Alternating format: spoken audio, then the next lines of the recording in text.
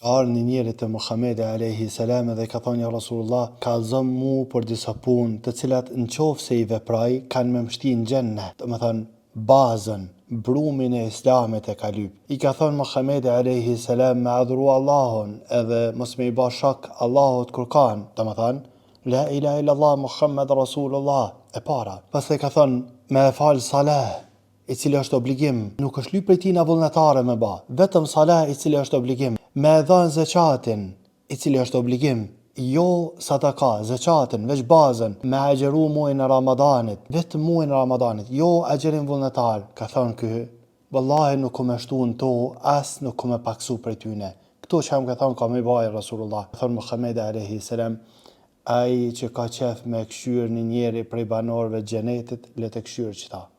Ai që ka qef me këshyr një prej banorëve të xhenetit, le të këshyr qëta. Ju kanë ait gati bazave të Islamit.